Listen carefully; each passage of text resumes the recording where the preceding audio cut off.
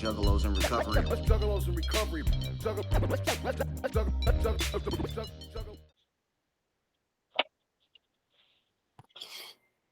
All right. So, my story today isn't really, it doesn't have necessarily, um, I don't know, like a theme or resolution or whatever. It's just more of like kind of a provoking thing because last night, I went to the Cottonmouth Kings mini tour show up here in Bellingham and, which was cool because it's like a small town and whatever. But, so I went to that and first of all, I didn't live up to the whole I'm gonna smoke weed for the rest of my life thing.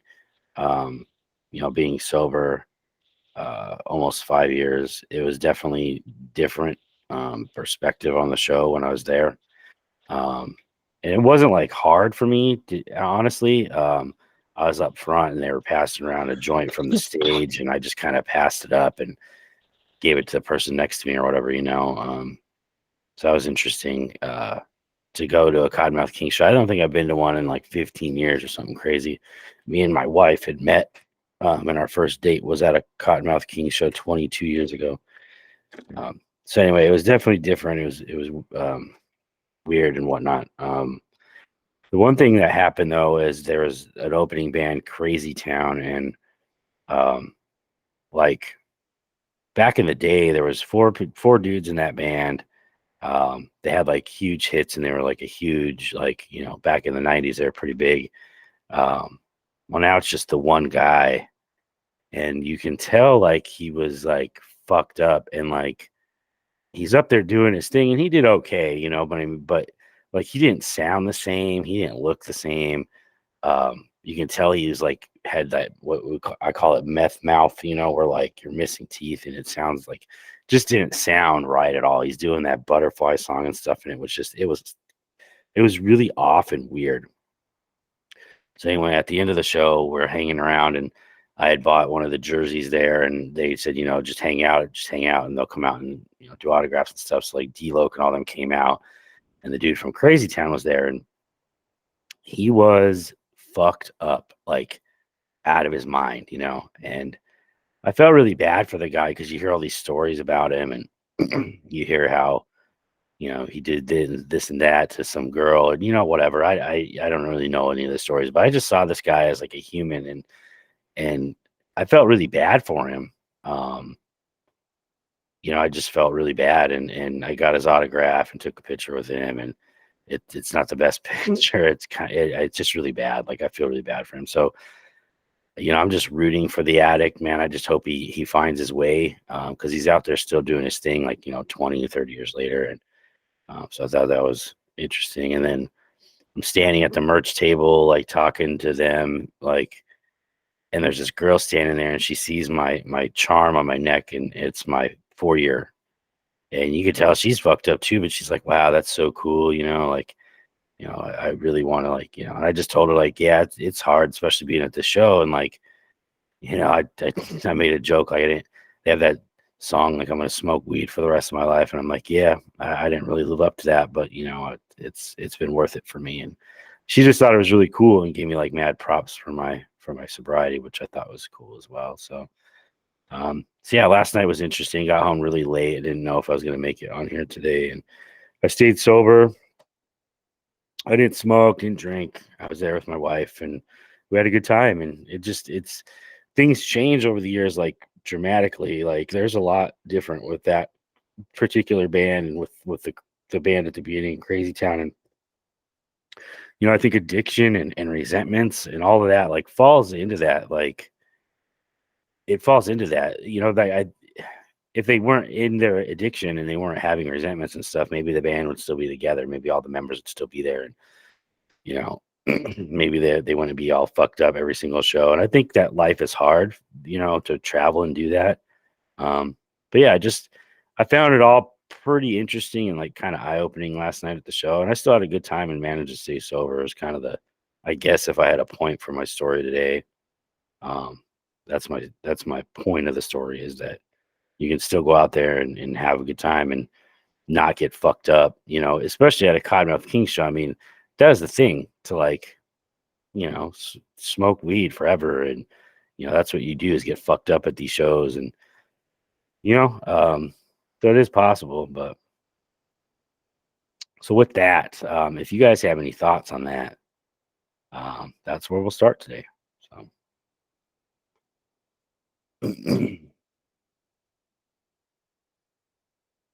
not everybody at once. I have a thought. Who was your favorite? Like, what was your favorite part? Like at shows when I go now, I would say the different bands and the different songs and the lighting and the sound. I usually pick one that I like the most now that I can actually absorb them all a little more. That's a good question. So yeah, like your what you just said, like I can absorb it more. Like I'm standing on the side of the stage and I can breathe, like I'd be smoking and drinking and I just wouldn't be able to breathe necessarily because it's so fucking hot in there, and now I can stay up there the whole show, right? But like what my favorite part is, I don't know. That's a good question. Hmm.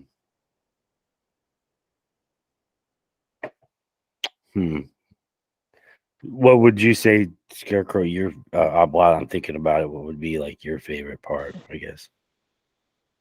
Of a show, I got to be honest, I've only ever been to two concerts that were like concerts I wanted to go to. And one was a metal concert, Steve-O Don't Do This at Home tour. And the other one was the Gathering two gatherings ago. The one Steve-O opened for ICP. Oh, okay.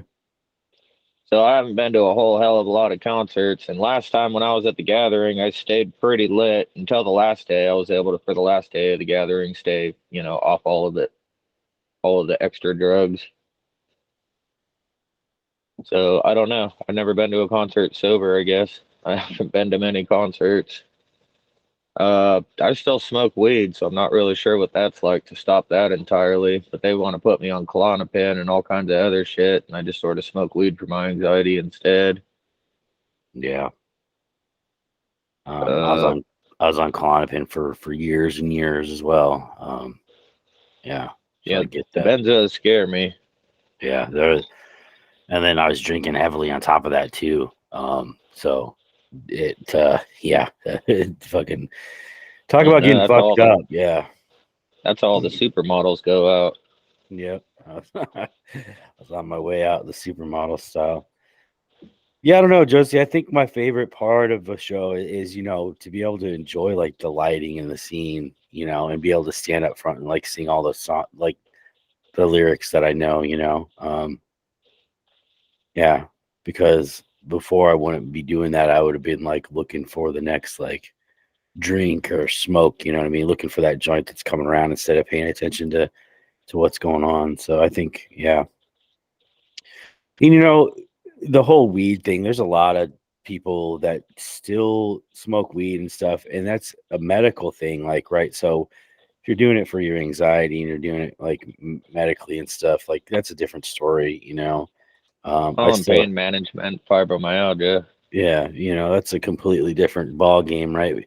Because like, they teach you like if you're in recovery and you go to the doctor and they give you pain meds, you could take those pain meds. That's cool. Like, because you're prescribed it, it's not, you're not, if as long as you're not doing it like just to get fucked up, I think it's more, it, I think it's the reason why you're doing it. You know what I mean? Like doing a line of cocaine obviously is never going to be something that's prescribed, right? And No. medically advised, you know what I mean? So it's, That's not true. Isn't there some places that have places that you can safely use in a sense? So wouldn't that be kind of the same thing that they detox them off slowly, or is that not one they do? I've read articles about it. That's why I'm curious. I've never y- heard They of don't cocaine advise it. detox. Okay. no. Well, maybe that's not Well, what they I heard. have. Well, I'm no expert, right? But I know they have like safe places for people to do it. So like, they're not doing it in an alleyway and shit like that. Like they can go in and get fucked up in a booth somewhere. I don't know how many of those we actually have anywhere, but Yeah, that is a Me thing, I neither. I was guess. just But curious. yeah, yeah, no, it is a thing. I just I've don't know never how. heard of that. Like a Yeah, state sanctioned shooting gallery. yeah, Huh. basically, clean Yeah, I don't needle, know if clean they place shut to them do it. down, but they had them for a while because I was reading articles about it. I don't know if it was true or false. That's why I was curious. State certified crack house. That's Yeah, no, something. yeah, no, they definitely had that shit, like for sure. I don't know if they still do, but they definitely did. Because like clean needles, and you can leave it in a clean spot where a kid isn't gonna be able to fucking find it when you're done. Like I don't know. In my mind, I Yeah. guess it makes sense, but yeah, fucking what the hell.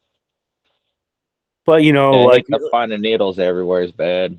yeah, for sure. Mm-hmm. But like for me, when I quit everything, like, and I got my mind right, I was using all that stuff for like the wrong reasons. Like I don't have anxiety and depression anymore, like I thought I did, and I it just for me, my particular situation, like if I start smoking weed, it's gonna lead me to drinking and finding those other drugs that I was using. It's a slippery slope. And I don't even know if that's true anymore because I'm like been sober for a while. Like I could probably smoke some weed and be all right, but there's no reason for me to. That's like I have no reason to besides getting high, and so that for me is Yeah. just it's off the table. I Like respect on that. I had like yeah. a year or something off of everything, but I don't know. I got to the point where I went crazy and I chose weed over pills. No, yeah. I mean, the choice is definitely clear there, for sure. Like if my anxiety and depression came back, because I did have it, I felt it for a while, and I don't know if it was because I was using it or because of my life circumstances at the time, but it's gone, and I do have anxiety every now and again, but it's just something that I think is normal. Like it's a normal level, and I'm Yeah. more equipped to like deal with it than I ever have been. So I don't know. I It's actually had that conversation with a friend the other day that people that didn't have anxiety before 2020 most likely do now. Like everyone in the world, in some aspect, because of how the world changed, has a little bit of anxiety because of something. right. So yeah, that I was reading the statistic about the fucking COVID and all that shit. Like, we're gonna have like record numbers of people going into like meetings in recovery. Um, and the other thing too was like, so they didn't shut down any of the weed shops or the liquor stores during COVID. And the thought process behind that, and I don't know how true it is, what I read was that everybody in the world, like there's like so many people in the world drink every day, right? So they're not necessarily alcoholic where they're ruining their lives and stuff, but they drink every single day.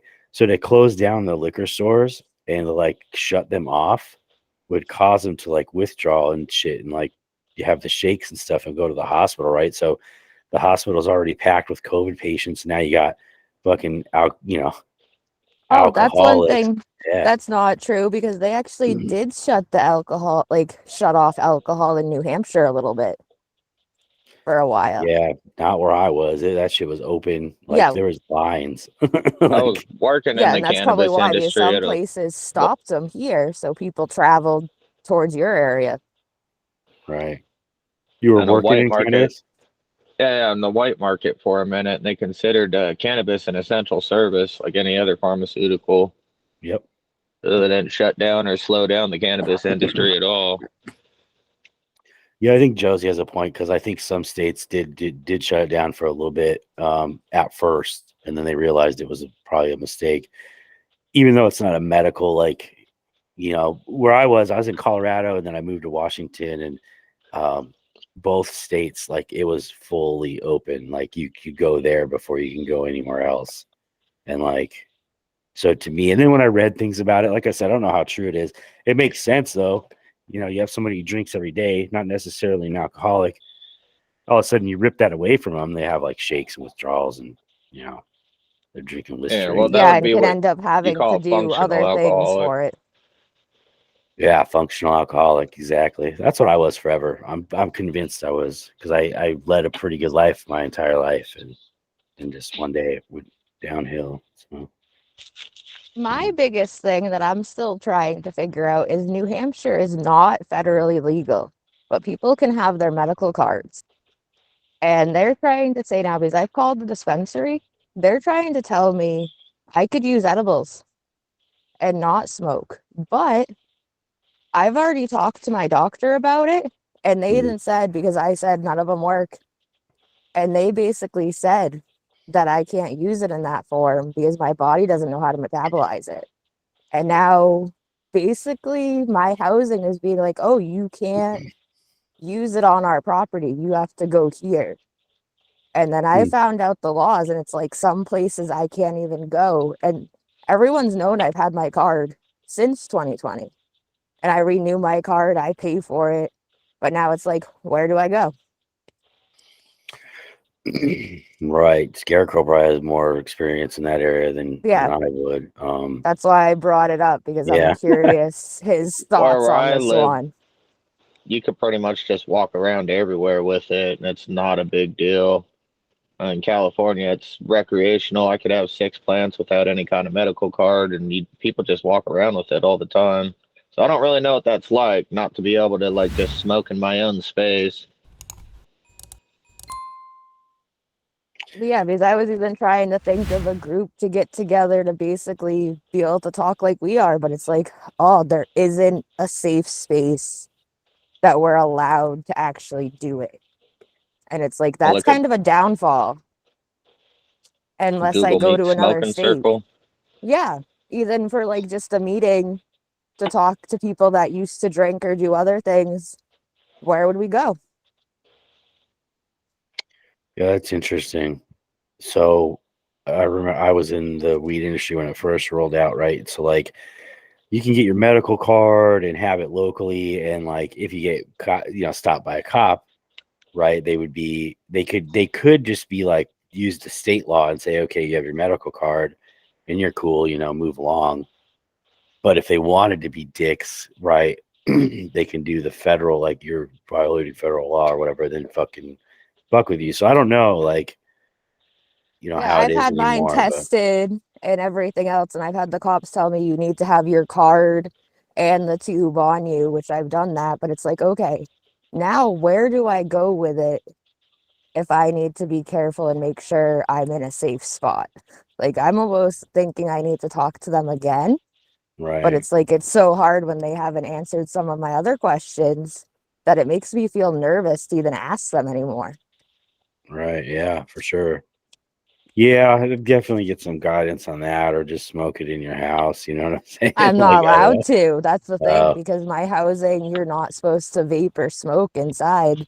And like, Yeah, I'm trying to fix everything and figure out the ins and outs of it. They're like, you can be with a friend or be on private land, but it's like, okay, that's kind of sketchy if right, I just want to go outside for a minute and play in the snow or walk around.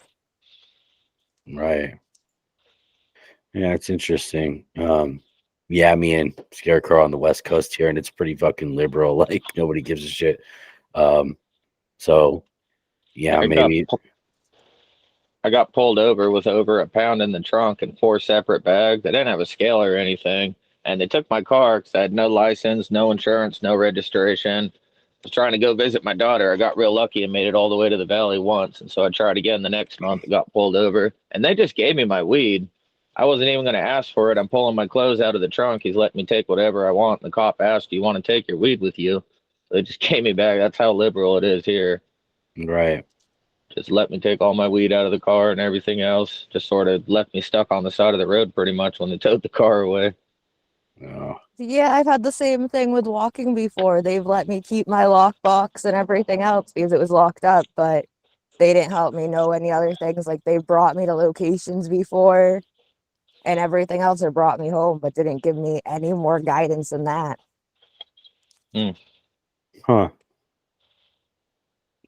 I don't know, but last night was an interesting experience. Like, I can't stop thinking about that dude from the crazy town. Like, I just feel really bad for him. Like, he's actually he's got some good music that he could push out, and he's on tour and he's doing fairly well for being as fucked up as he is. Like, if you can imagine somebody who got their shit together, like he would be, and I think that's like kind of just the crux of like being addicted to something poisonous that, you know, you don't see it, and like he'll struggle forever. He was telling me a story about like how he recently just wrecked his car, and he just made it to the show barely because he was fucked up, and he like smashed his teeth out on the steering wheel, and that's probably why he sounds the way he does.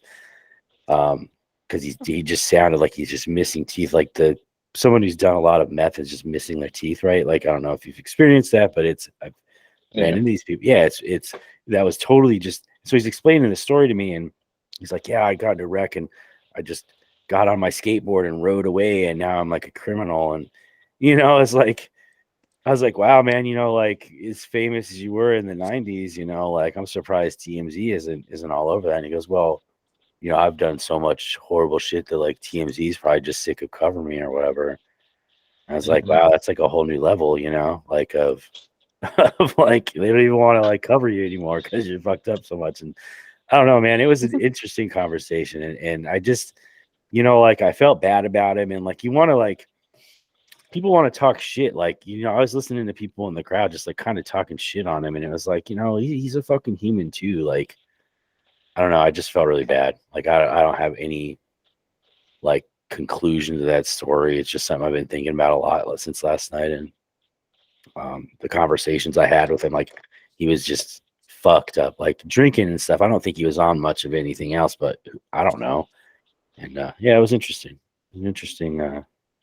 I know something to go along with that interestingness. Yeah. Technically, a homie that is a rapper actually posted yesterday, I think it was, that he has a month sober from no alcohol, and he actually just got arrested, got in trouble, and has been getting his shit together. And you would think by his music that he was on something, like he was drinking hard and everything else, but he definitely has got his shit together, but had a lot of hate from it. I would say his stories that I've got to listen to, or when we have conversations, it's very interesting to hear his experience. Because it's like, Yeah. I never knew some of the things that artists have to go through in a sense alone when everyone actually hates them because they're messing up. Right.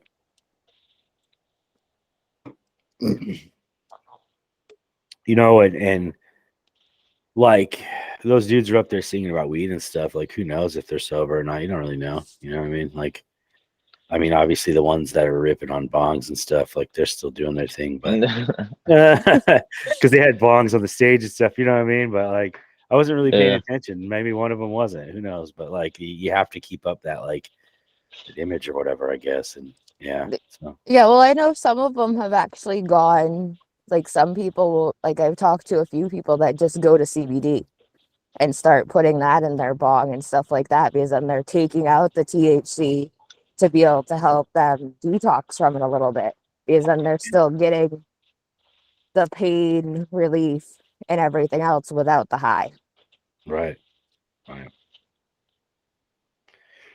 Yeah, it's come a long way since when I was smoking, for sure.